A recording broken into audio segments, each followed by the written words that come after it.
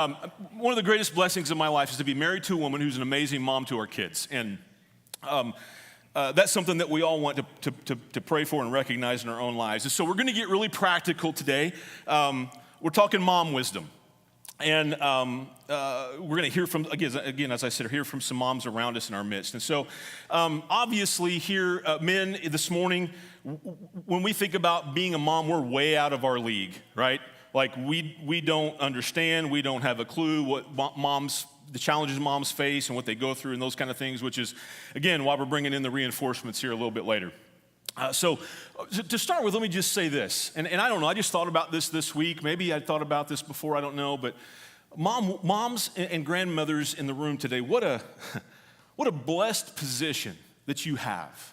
What an amazing position you have. I don't know if you've thought about this before, but, you know, God in his sovereignty and his plan for the human race to come to the earth in the form of a human being so that you and I could, first of all, to die on a cross for us, to pay the penalty of our sins so that you and I can have relationship with him and intimacy with him now and for eternity. That's what God's plan has been since the beginning of time.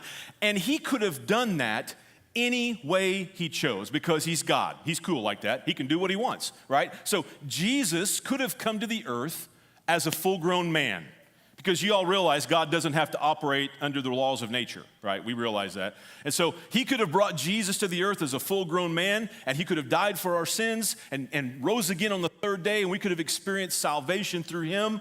But that's not what he did.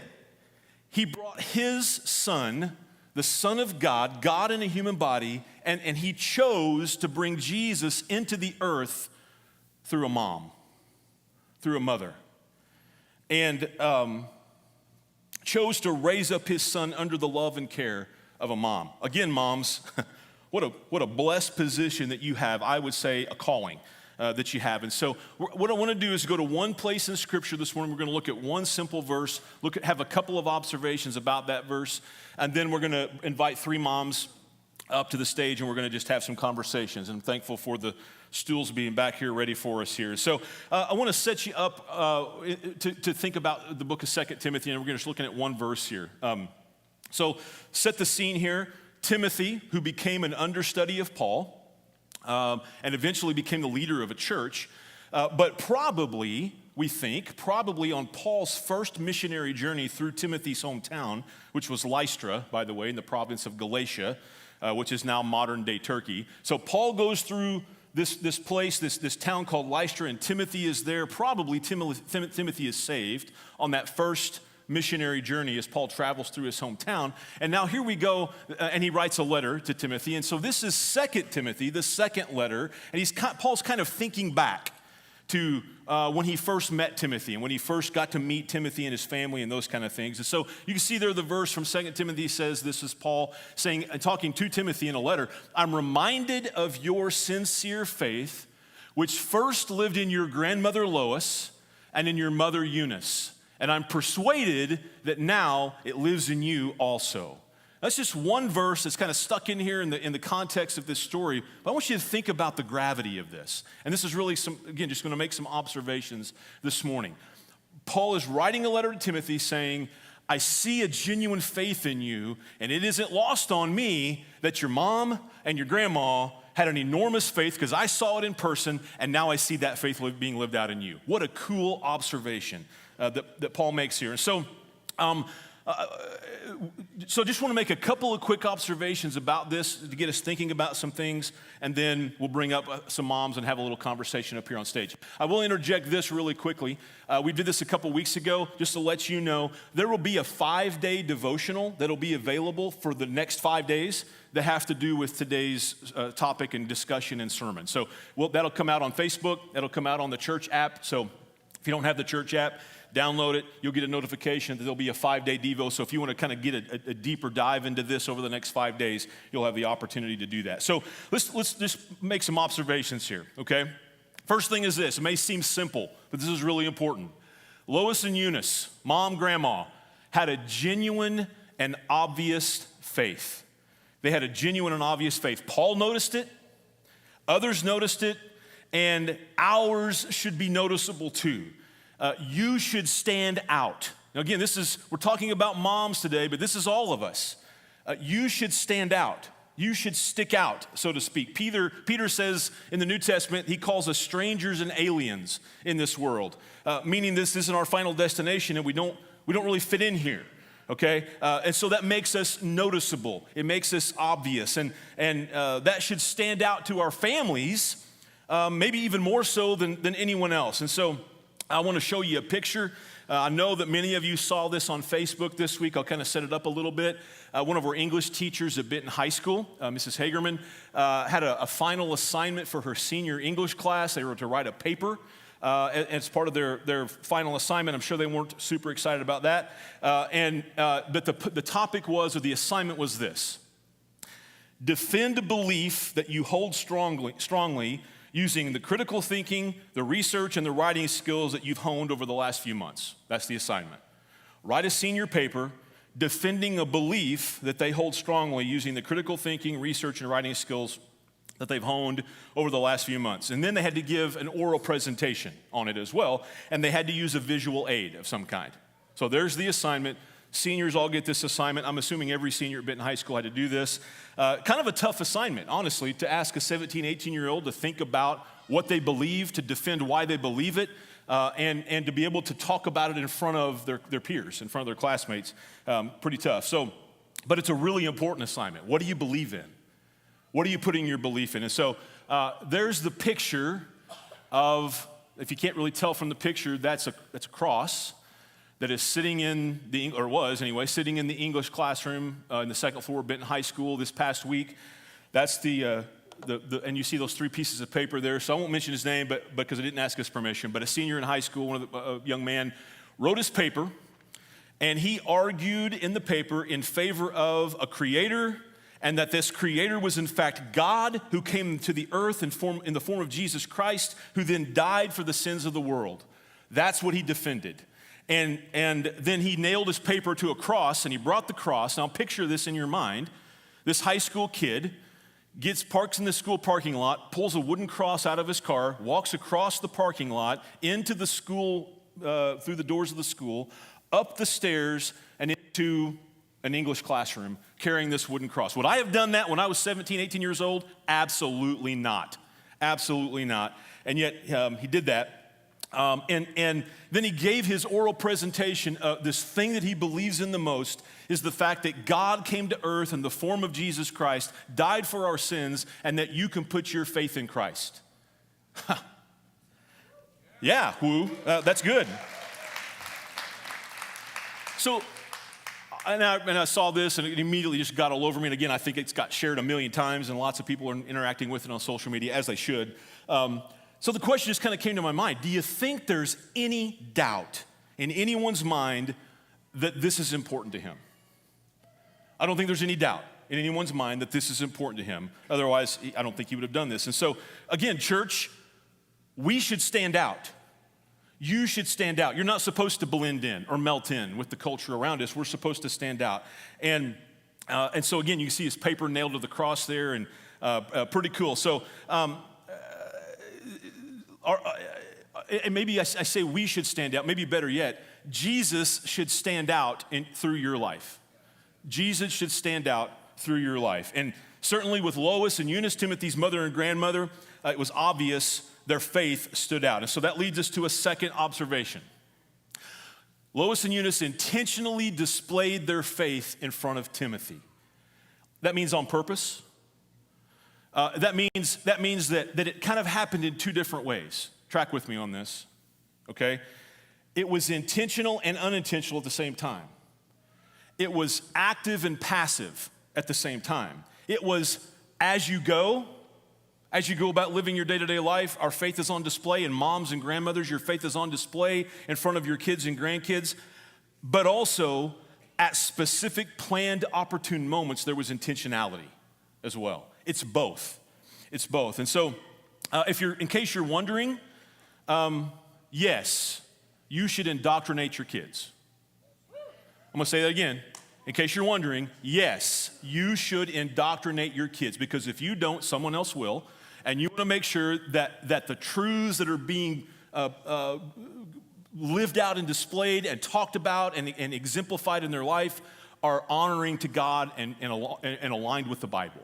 And again, if you don't do that, someone else will with something else. And so, yes, you should absolutely indoctrinate your kids. And yes, I'm using that word indoctrinate on purpose. For the last couple of weeks, and I think this will maybe turn into some sermons at some point, but I'm doing a little bit of a deeper dive, just on my own personal study on influence, the concept of influence. And just throw this in here real quick. You probably don't know this, but I am a fashion trendsetter. Did you know that? You're laughing. I don't understand why. So a couple weeks ago, somebody here in our church said, hey, we got our little boy dressed for church this morning, and we put on a short sleeve button-up fishing shirt on with them, and we said, hey, you're going to look like Pastor Bob because you're wearing a... So, yeah, I'm a fashion trendsetter by wearing my fishing shirt. You can get this at Bass Pro Shops for $20, by the way. So the concept here is, the idea is you got more influence than you realize you have. You always have more influence than you realize you have. And so as I do this deeper dive with influence in my own personal study, it's taking me to this place that far more important than roles or titles or jobs or positions, influence is by far more important than any of those things. And not only that it starts with influence. It starts with you deciding that you're going to be a person of influence. And then as you decide that you're going to be a person of influence, then the Lord takes your willingness to be a person of influence and he grows it into whatever he wants it to be. And maybe that leads to a job or a title or a role or whatever, but it really doesn't matter about those things. What's important is God is using you to impact the lives of other people. That's the influence that we're talking about. And so even in 21st century American culture, where we watch the family disintegrating faster than we can possibly fathom, still, I would say this morning that the greatest position of influence that anyone will ever have to make impact and potentially change the life of someone is being a parent. And I'll even take it a step further and say, moms and grandmothers, you're at the top of that pyramid. You are at the top of that pyramid. Couple of reasons why I would say that. First of all, you're wired to be a nurturer by God. You're wired to be an influencer by God already. And so that pushes you into this place of being an enormous influence. Second reason I would say that, and this is not always true, but oftentimes it's true, moms and grandmothers, you are putting an enormous amount of time and energy, investment into the lives of your kids and grandkids. So that puts you in a position to have enormous amounts of influence. It sets you up to have enormous amounts of influence. I was thinking about this just a few minutes ago. We were worshiping about my own mom. There's been an amazing influence on my life in all kinds of ways, especially spiritually. Now, I know that maybe not everybody has been blessed in that way. I don't deserve that, but it's just been a blessing that the Lord has given to me. Even to this day, I'm standing on the back wall back there during worship, looking across the room at my mom who's worshiping God with her hands in the air, and she still has influence on me today. Now, I'm saying that as an encouragement to you, moms and grandmothers. You are in a position of influence, so use it. Use it. Don't think for a second, even though your kids and grandkids may not always act like they're paying any attention to you, don't think for a second that you don't have influence, because you do. And so again, moms, I would say you are the primary influencers of our culture in a lot of ways. That may seem like an overstatement or an overgeneralization, but I don't believe that it is. So you have this very powerful calling that puts you in a position of enormous influence. And that takes us to this last observation that we're going to talk about this morning, and that is this. That Timothy, and maybe this goes without saying, but it's important, Timothy developed his own strong faith from the influence of his mother and his grandmother. The result of all of this, the reason why all of this is so important, and the Bible is very, very clear about this, is that our faith has to be owned by us. You're not grandfathered in to a relationship with God. We are influenced by the people around us, and specifically we're talking about moms and grandmas today. But there has to come a point in time in each of our lives, and this is true for every single one of us, including you, where you have to decide for yourself what you're going to do with Jesus. Where you have to decide for yourself what you're going to do with salvation. Where you have to decide for yourself what you're going to do with a personal faith in Christ. Where you have to decide what you're going to do concerning your own eternity. And it's the influence of a lot of people around us, including our moms and grandmas, that can show us an example of that. And that is exactly what happened with Timothy through the influence of his mom and grandma. And so I saw this past week. I don't know if anybody follows this. Last week was the 151st Kentucky Derby. I don't know if you follow horse racing or not, Kentucky Derby, but I just saw this, that every horse in the race last weekend was a descendant of Secretariat, the horse that won the Triple Crown in 1973. Every single horse in the race last week was somehow connected genetically to Secretariat 10 generations away. So no, I'm not comparing our moms to horses. Well, I guess I kind of am, but it's actually a good thing. Go with me on this. This is a biblical principle. This is a biblical principle. Exodus tells us in 2 different places, actually, that God's love and mercy extends to 1,000 generations for those who love him and are obedient to his commands. So there's this biblical principle that God has built into his economy, his way of doing things, that he intends for us, he plans for us, he expects for us to pass on what we've experienced spiritually in our own relationships with Jesus, and it actually makes a difference.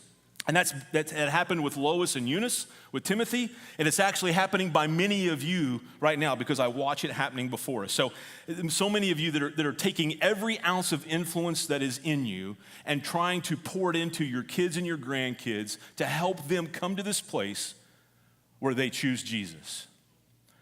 You have a blessed place, Mom and Grandma. You're in a blessed place. You have this important calling in your life. And so your family will notice, and you'll be influenced, and will be influenced by your faith if you live it out openly and honestly. And so I mentioned earlier what we really want to do this morning is I'm going to invite some ladies to come to the stage with me, some moms. And what I tried to do with this, just so you know, what I tried to do with this is try to pick 3 different moms who are sort of in 3 different seasons of life, so to speak, okay?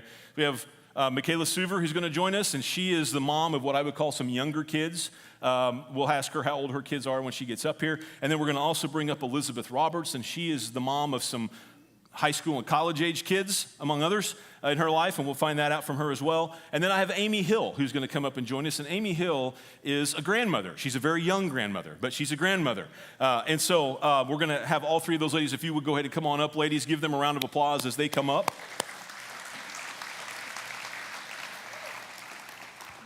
While they're coming, I'm going to rearrange here just a little bit so that we can all see what's happening. And all we're going to really do here is have a little Q&A and ask a few questions and get these ladies to share with us a little bit. There we go.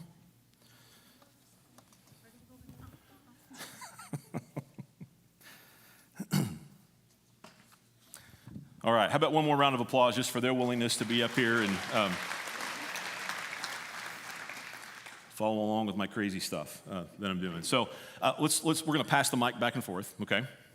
And so I'm just going to ask a series of questions here. We're going to have them share their wisdom with us. And again, we're talking mom wisdom because there is a unique wisdom that comes through being a mom or a grandmother, and we want to try to, no doubt in my mind, we're going to pull that out here this morning, okay? So I'm going to start with Elizabeth here.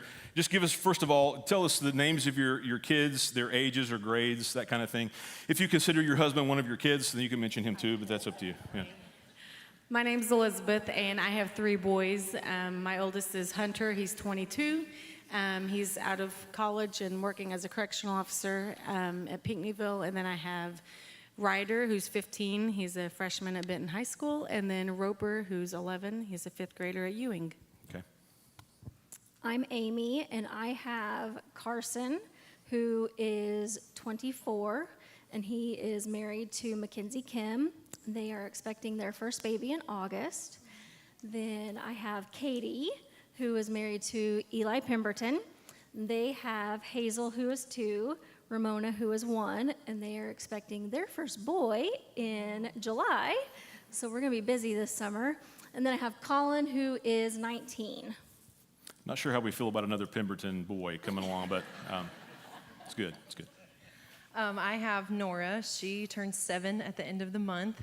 And then I have Janie, and she turns 4 in August. Okay. And Nora is in 1st grade. She'll be going into second grade next year. Awesome. Okay, thank you. All right, so we'll just kind of roll through a few questions here. And I'm thinking about, again, watching Candy be a mom through the years and those types of things. And so here's the first question. How has your personal faith been strengthened through being a mom or a grandmother? How has your personal faith been strengthened? And again, maybe for some of you, it's not been that many years. For some of you, maybe it's been a few years. And so looking back over the entire time that you've been a mom or a grandmother, how has your personal faith been strengthened through that? Do you want me to go? Yeah, go ahead. I would say there's so many situations in being a mom that you don't have any other option but to trust the Lord. And for someone who really likes control, that's been really hard for me. But there's been several situations like when Nora was 4, she was in the hospital, and we prayed over her here. And I mean, you just feel helpless sitting next to your kid in a hospital bed, just being able to pray over them. That's all you can do. But there's several situations like that. Just, you have to give up control, not to your kids, even though that seems like it sometimes, but give it to the Lord. And you just have to build that relationship, because our college pastor used to tell us, I have one option, and that's to trust the Lord. And in our marriage and in our parenthood, we have followed that. Awesome. Okay, so this is a hard one, because for me it's so many different things. One, unconditional love. I mean, I thought I loved so many things until I had my kids, and then they had kids, and that's even better. But also grace, just because they're gonna mess up. I don't care who your kid is, how good they are, they're gonna mess up. Sometimes it'll be little. Sometimes it'll be big. You'll get those phone calls sometimes that you don't want to get. But I hope that my kids know that no matter how much they mess up, I'm still going to be here. I'm still going to love them. And that's what God does for us. I know that on a daily basis, I'm going to mess up, but he still loves me, and I can still go to him. Wow, that's awesome, Amy. That's word right there. If you don't remember anything else that's said today, remember that right there. That's good stuff. I think that my faith has been pretty strong my whole life, and I would say from 8 a.m. to midnight, I would never use the word anxiety or anxious to describe myself at all, but I love to have nightmares, and they're awesome, and it's usually something very personal, something about my child or a person that I love. They're very real. I've caught myself running out of off the bed and running to go save somebody or something, and then guess what? Your brain doesn't shut down and you just go. And so to strengthen my faith, I've had to lean on God, and I'm sure he is tired of hearing my prayers at times because I pray for everything. And so that's something that like I said, throughout the day, I'm good. I talk to him all the time. I obviously pray over my kids and for my kids and their futures and, our paths and just different things. But sometimes at 2 o'clock in the morning, I'm praying for the most ridiculous things that could ever happen.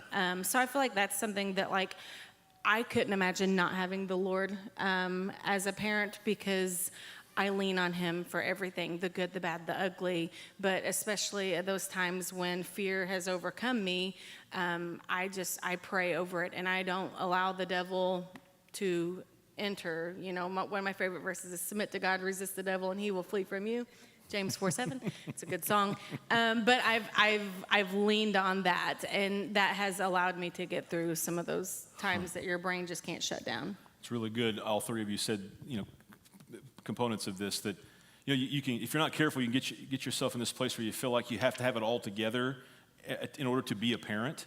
And there's no such thing as that, And so the fact that having children and grandchildren actually grew you in your faith with Jesus, not just you actually influencing them. So that's the reality for all of us. It's really, really good, really good.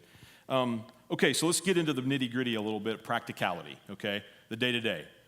You already did this a little bit, Liz, but how have you, as a mom and a grandmother, again, I'm thinking maybe there are seasons of life where this looks a little different than other seasons of life, for sure.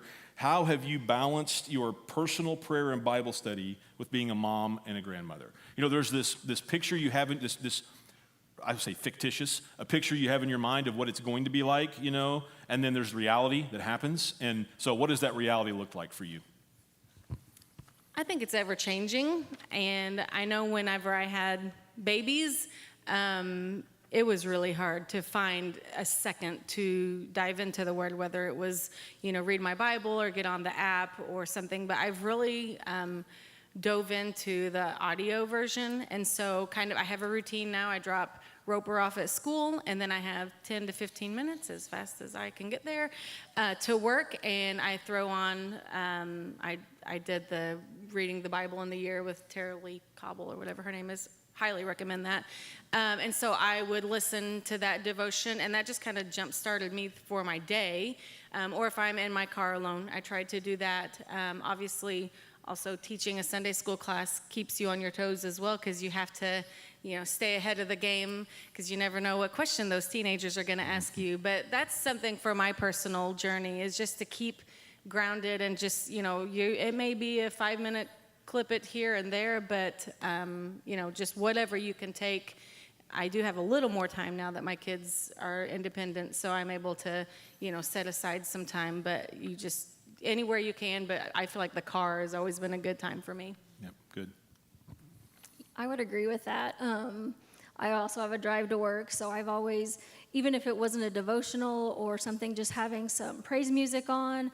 When the kids were little, I used to write out Bible verses on index cards, and I would have them like on the bathroom mirror or on kitchen cabinets. And I'm not trying to say that I always did this or that I was always great on my Bible study, but because there was definitely times where you were in the trenches, and honestly, just getting through the day was what you were working on, making sure everybody stayed alive. Stayed alive, yeah. It may not have all been good, but we were all alive. So just little things like that. Definitely now with the apps, the audio Bibles that you can use. But I do remember always seeing my mom's Bible. Oh, I'm going to get emotional. Sitting next to her chair.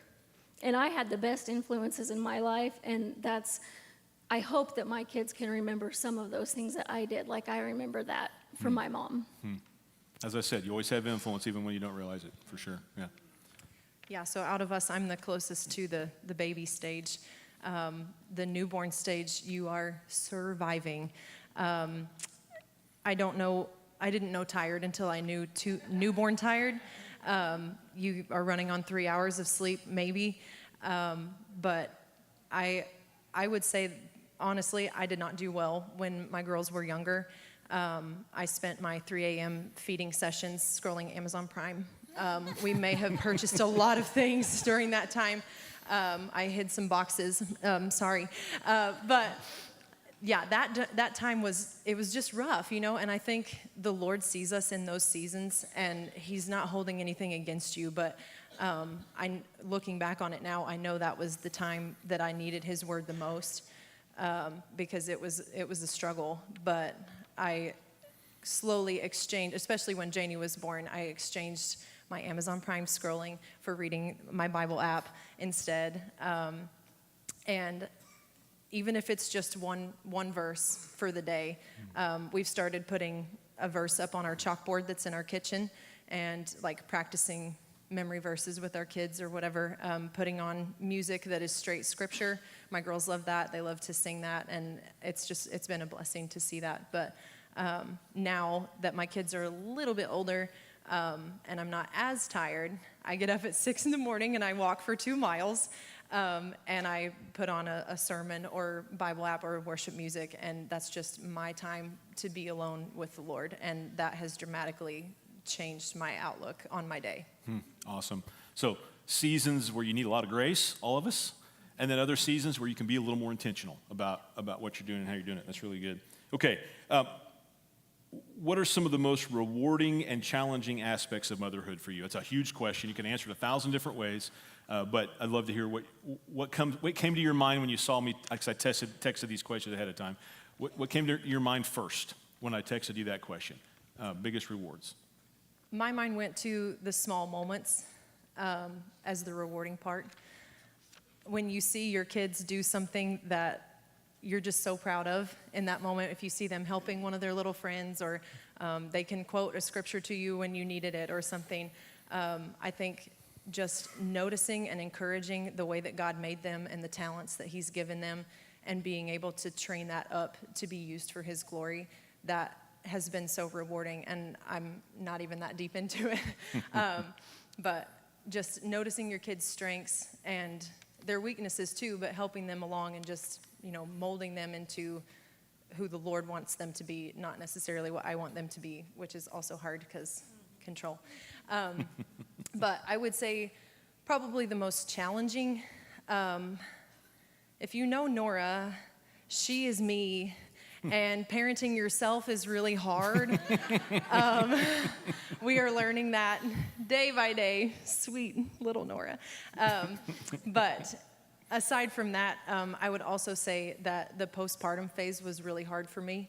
I've shared with some of you, if you were at the Wednesday night class, I kind of opened up about that a little bit.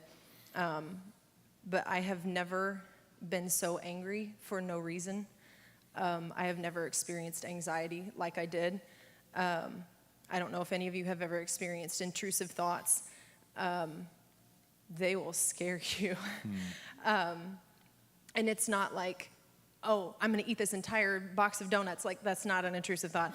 And I'm not even going to share the ones that were in my brain, but I will say that counseling is good. I embraced counseling, and I found out a lot of things about myself that were affecting my motherhood, and working through those types of things has been very beneficial, not only for me, but for my entire family, because I can't put that on them to carry the weight of my emotional distress. And it's hard. And so if you're in that season, or you're approaching that season, there's nothing wrong with talking about it. So I just want to encourage you with that, but it is a real thing, and supporting your wife in that is very important to all you dads. So that would be my most challenging part so far. Yeah, thanks for that example, Michaela. Seriously, thank you for that. That's really good.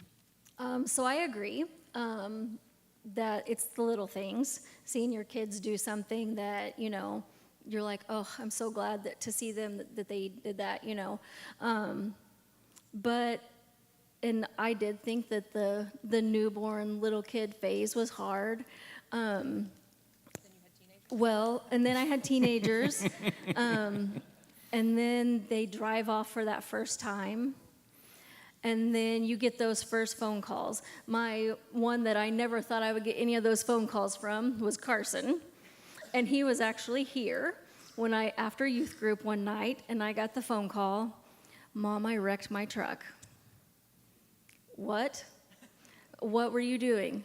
Well, I might have been racing somebody. Well, okay. So I thought that part was hard, and then they moved. And I thought that was really hard.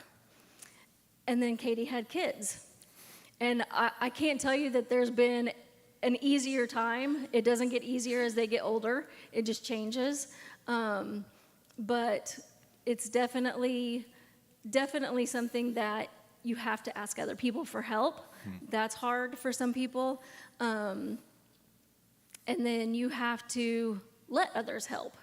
Because I know a lot of people can ask for help, but then when the help comes in, they may not necessarily embrace it. So hang in there.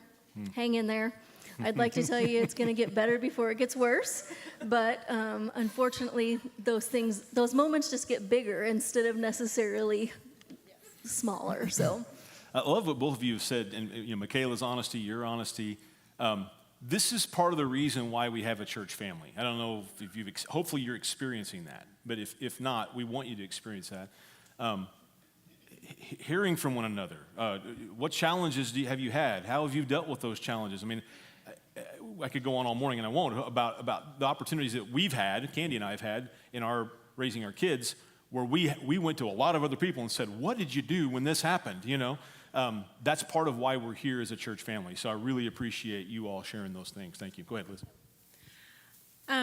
You know, sometimes God gives you like a little subtle sprinkle of humbling to you, and it's very nice and sweet and delicate.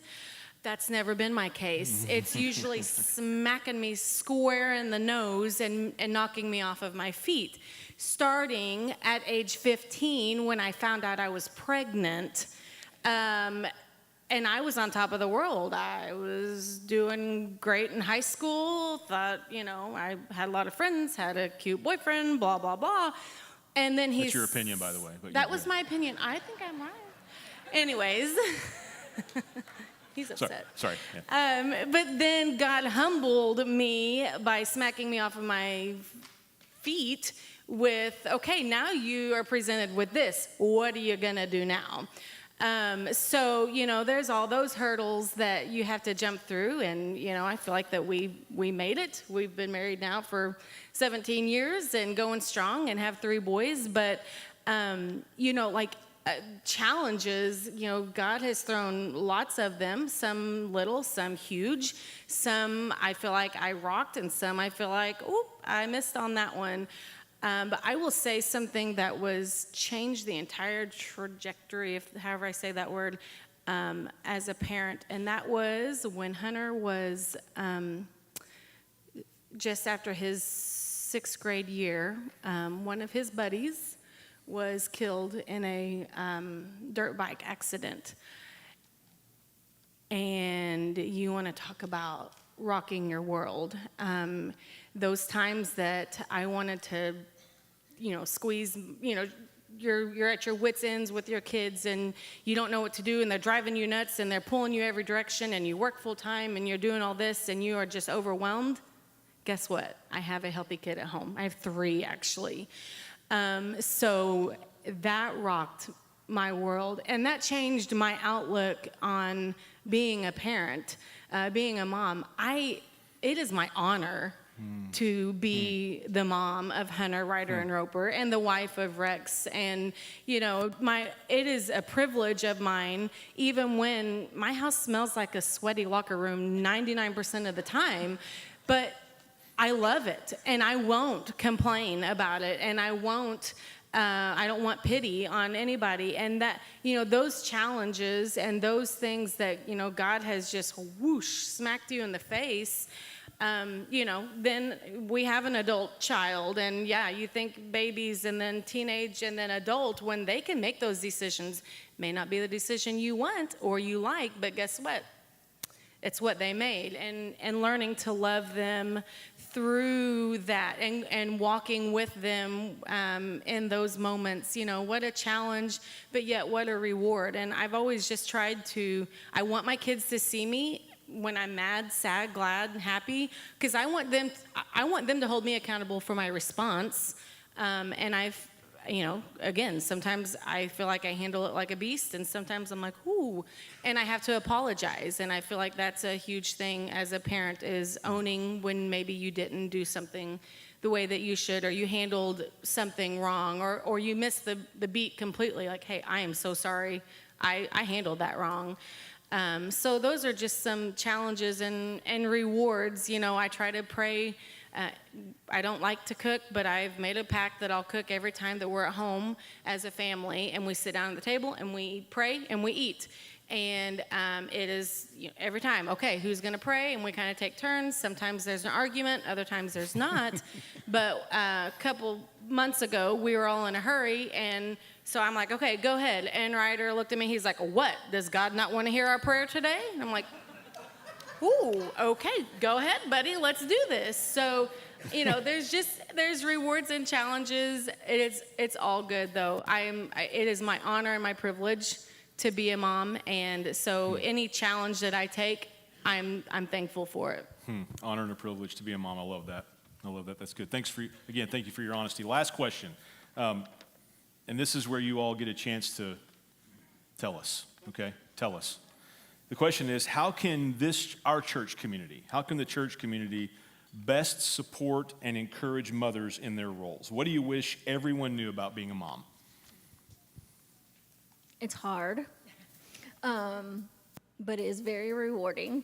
I think just being understanding and not comparing, and that's for me as a mom, as a grandma, me as a friend, me as a fellow churchgoer. I cannot compare your child to my child, your parenting to my parenting, your life to my life. That's something that I have had issues with, comparing myself to other people, and well, their kids do this and their kids do that, and oh my gosh, my kid did this. And one thing that my mom always said to me when I was a little bit older, that I will never forget, is we all make mistakes. Some consequences are just more noticeable than others. And I think we all need to remember that. That's good. That's really good. Oh, I'm trying to organize my thoughts. Since I am closest to the baby stage, I think caring for new moms, moms that have just had babies, sending care packages, making meals, that type of thing. If you are on the other side of that and you're in the grandma mode, we appreciate you so much. I will never forget, we were drowning when we had Nora, and she was very clingy. She really loves me, but she was nursing, and it was expected, and that's how motherhood is. But we were just kind of we had not talked to each other in a long time. We're just focused on Nora, and Mark and Pam, they babysat for us, and she was great the whole night. Surprise. She's great for other people, but you guys babysat for us, and it was such a blessing for you to just come into our home and not judge us for the mess and just watch our baby so we could go eat some food and not worry about, our baby. So that was such a blessing. And I think I personally have been very blessed by our moms group that we have here. And if you are in the trenches of motherhood right now and you need a place to come and just vent and talk and get encouragement, just join us on Wednesday nights. We stop for the summer, but we start back up in August. And it's just been such an encouragement because we have moms in all those stages of life. We have the Leanne Tyndall, who's raised so many kids, and she can offer all the wisdom to us. And we've got, a mom with a brand new baby, and she's only got one. So I think just seeing the need and meeting it. If you come over to our house to see our baby, don't just hold the baby so we can wash the dishes. Maybe just wash the dishes. So not that any of you have done that, but yes. And I think one other thing that I just want to throw this out there, the church to encourage fathers, because we can't do this by ourselves.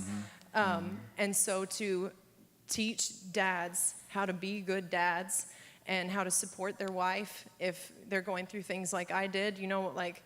There were times that Gavin just felt helpless. It's how can I help, And so I think just having a new dad's class or something, just helping encourage those dads to be involved and to be a helper and support your family in the way that they need to feel loved. Awesome. I love it. I sense a dishwashing ministry coming about from somebody. I don't know who that is, but maybe the Lord's bringing it in. Go ahead, Liz. I was just going to throw a shout out for the moms group also, because I've seen the way that they all come together and support each other, and that's a great thing. Meets here. Is it 6:30? Is that what time we start? 6:30 Wednesday nights. It'll start back up in August. In September. Sorry. Thank you, Kessa. September. So definitely encourage you to be a part of that. Okay, go ahead, Liz. I'll wrap it up real quick. Tammy Cripps was huge to watch all of our kids, but especially Hunter and Ryder 2 days a week, which gave everybody a break. Pat Wilson paid for me to have a massage. I didn't even know I needed a massage. Mary Jo Vaughn and Rhonda Suver both text me or called me one day hey, are you home, or is your house unlocked? I have food, or I've prepped 5 pounds of meat for you. Those things are so huge for a working mom or a new mom or just a busy mom. And, those things are vital. But kind of also what Michaela said is making sure that your marriage is number one is huge. And making sure that you have time for that. And whether it is a church family member or, family to provide time for you to go grab food, to whether you talk or you just sit there and eat and enjoy the peace and quiet. But, I couldn't do it without my family. I couldn't do it without my church family. And I hope and pray that I can become a blessing to people, because I know how much I didn't know I needed a massage, but I think I snored the whole time when that poor lady, it was amazing. And so just showering you with what your little gift is, whether it's you doing something personal or just sending food, whatever you can do is just so huge for any stage in life, but especially, and with the kids with the younger ages. Awesome. Thank you. So basically what I hear you saying is the church just needs to be the church and watch out for the needs of one another and support the needs of one another and be there to help each other. Awesome. How about a round of applause for our 3 moms? Thank you all. I appreciate you very much for your willingness to get vulnerable, to share, and help us out. And hopefully that was an encouragement to all of you in some way, shape, or form. We're gonna bring things to a close, and we won't be long, just a few more minutes. But I think for today, just the realization, again, certainly moms and grandmas, because that's our focus today, but really it's all of us. That not only does your influence matter and you walking out your faith day to day, goods, bads, highs, lows. We just heard some real honesty from the ladies here about challenges that they faced. And that's so, again, it sounds like a weird thing to say, but that's so helpful for us to hear that about each other. Hopefully you all realize that no one here has this all together. I mean, hopefully all of us realize that. And that part of the reasons we've already said this morning that God puts us together as a church family is so that we can minister to one another and support one another and lift up one another. And so